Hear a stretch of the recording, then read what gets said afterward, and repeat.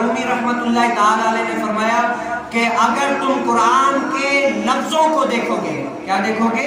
اگر تم قرآن کے لفظوں کو دیکھو گے تو تمہیں حرف نظر آئے گا، اگر قرآن کو دماغ سے دیکھو گے تو تمہیں علم نظر آئے گا، قرآن کو تم دل سے دیکھو گے تو تمہیں محبت نظر آئے گی، اور اگر قرآن کو تم روح سے دیکھو گے نا، روح سے، تو تمہیں خدا نظر آئے گا۔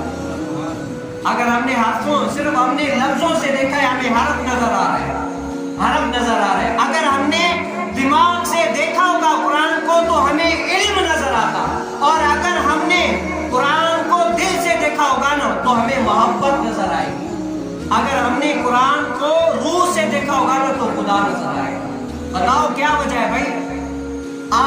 میں کتابیں جب پڑھتا ہوں کہ کچھ ایسے اولیاء ہیں جو رات کی اندھیری میں اللہ تعالیٰ کا قرآن جو ہی الحمدللہ رب العالمین پڑھتے ہیں، ان کے آنکھوں سے آنسو جاری ہو جاتے ہیں، ایسے جاری ہو جاتے ہیں۔ اور میں نے پچھلے دن پڑھا کہ حضرت سیدنا عمر بن خطاب رضی اللہ تعالیٰ عنہ جب نماز کے لیے آگے کھڑے ہوتے تو 4 صفوں تک حضرت سیدنا عمر بن خطاب کی آواز رونے کی آ جاتی، 4 صفوں تک رو رہے ہوتے۔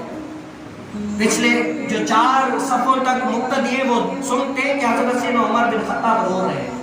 کیوں؟ جب آیات ایسی آتی رب تعالیٰ کے غضب والی اور قیامت والی صف والی آتی تو رو جاتے، اتنا روتے کہ 4 صفوں تک پیچھے آواز لوگ سنتے۔